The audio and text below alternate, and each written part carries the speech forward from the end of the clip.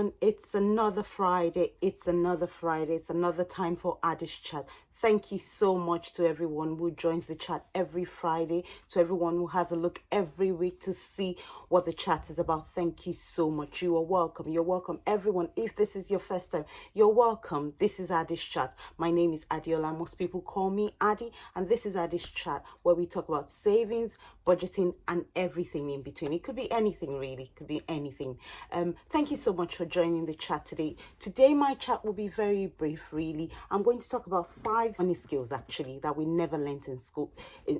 So I'm going to be talking today about 5 money skills that we never learnt in school. If this is something you're interested in, yes, let's...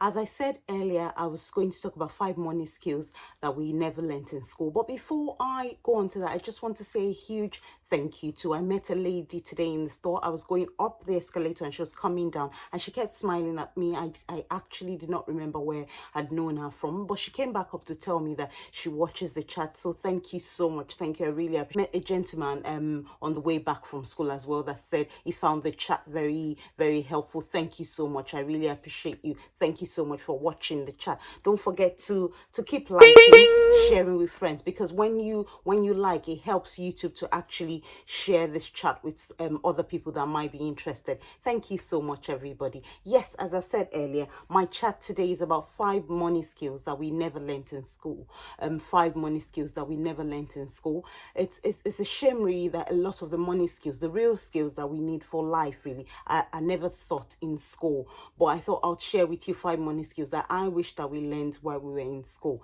So sit back, I will be right back. The first money skills we never learnt in school. The first money skill that we never learnt in school was that multiple sources of income actually is key. It's key for anyone. What we learnt in school was that come out of school, come out of uni, and then you get a job, get paid, and just carry on until retirement, really. One key thing, really, as you leave school and get into working life, you realize that actually having a life based on around the salary alone is not the best, really, except you have a huge salary. And sometimes, really, it doesn't give you any flexibility at all, really. So having multiple sources of income. So if you don't at the minute, really, it's a good thing to look at, really. Anything else that can get you some extra additional income, maybe on the weekend, or something that you love to do. It could be an hobby, and then just turn into something that would give you money, really. Anything, really. It could be anything as little as buying and selling things on eBay, online, really. Multiple sources of income, really, is the way forward. Having a 9 to 5 is great, really, but it's just not enough in most cases. So having a multiple source of income, or actually in school as well, one of the key things I teach people is how to be entrepreneurs, how to grow businesses on your own. They should teach people in school. To be honest, I was in my own uni, we were taught a little bit, but a lot of it wasn't practical, because it was textbook based. It wasn't by people that have businesses already. I think people that own businesses, successful businesses, should actually teach, should go to unis and maybe for a couple of weeks teach children, teach students how to manage and own a successful business. It would really help a lot of people in life, really, and it would stop people from a lot of mistakes that they have made. So that's the number 1 skill that we didn't learn in school. So the number two skill that we didn't learn in school was is savings. Actually, nobody taught us about savings. No lecturer, no teacher came to class and said, "Oh, this is how you actually save. You put this away every month, or you do that." Nobody actually taught us how to physically save. A few people were lucky because we learned saving from our parents. We saw our parents put money aside, and we saw that this was a good thing, because, and some of us, our parents bought us money banks and piggy banks, and we're able to put money aside from when we were really little. That really also is not enough, but we had we were taught that from when we were little. But a lot of people never knew anything about savings, and they just became adult, and all of a sudden they don't understand how things are going, how they don't have any money left over really.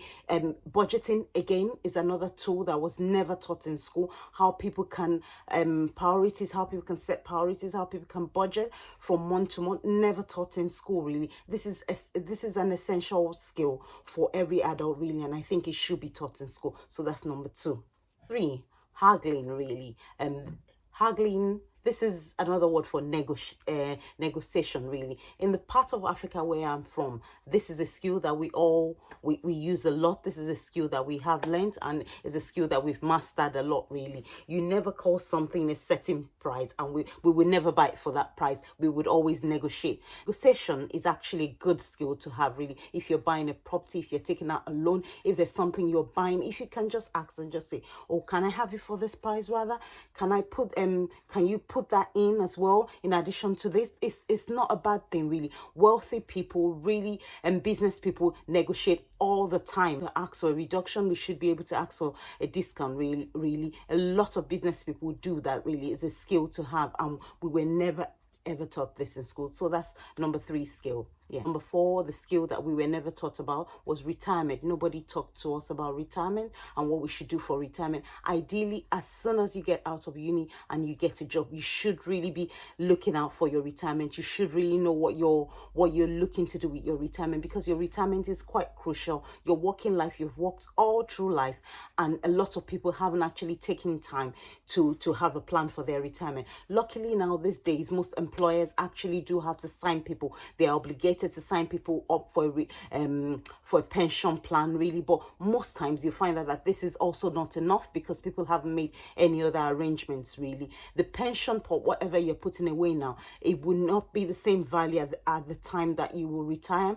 So really it's good to also think and look at other ways, maybe an additional pot of pension really. There's so much information out there really, but it's key to actually, it would be nice if in school we'll be taught about retirement and what to expect and how to plan towards our retirement really. It would be a key skill, a good skill to have if we were taught that in school. But it's never too late. We can start learning now, but the only trouble is that a lot of people have now crossed over into their 40s, into their 50s, and they still don't have a clue what they're doing with their retirement really. But if that's the case as well, it's not too bad. You need to just straight away look up information about retirement. It's easy to find a lot of private pension, a lot of pension pots all over the place now. You don't have to be in that country to actually take up that pension pot, but again, you have to look up the information about them properly and see that they're registered, and if anything happens, that they are insured, so that your money doesn't go with the pension fund.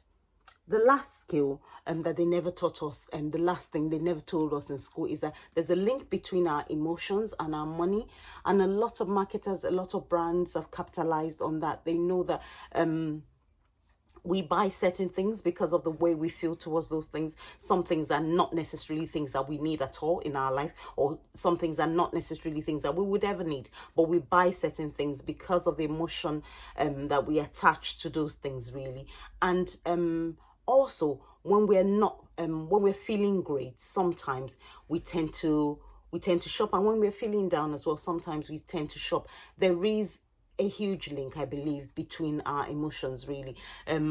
Some people might say yes or no, but for me, I know that when I go out shopping, sometimes I certainly feel better. I just feel happy when I go out shopping and I get a bargain. Really, I feel really good. So there is a link between that, and that's just where the unnecessary spending comes from, where we think that spending and buying some things would actually will make us feel better really, but we feel better for about 2 or 3 seconds really, and it doesn't last.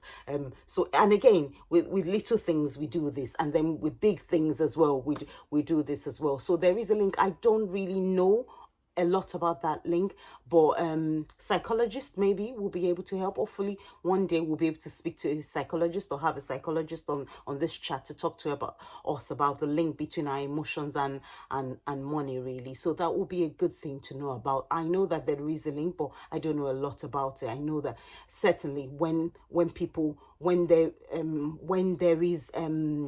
there's recession, people tend to feel really, really down. And again, this might not be absolutely correct, but people tend to feel down when there's recession because people haven't got enough power to purchase, even though what they might want to purchase actually is not necessary.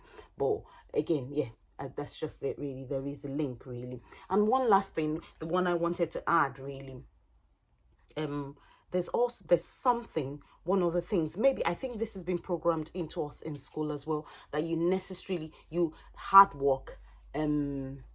hard work equals to more money, really. It has been programmed into us in school that hard work equals more money. It's not necessarily right. It's definitely not right. I'll be honest. It's not right. Diligent work actually does equal more money. You don't have to do hard work. Hard work is smart work and diligent work.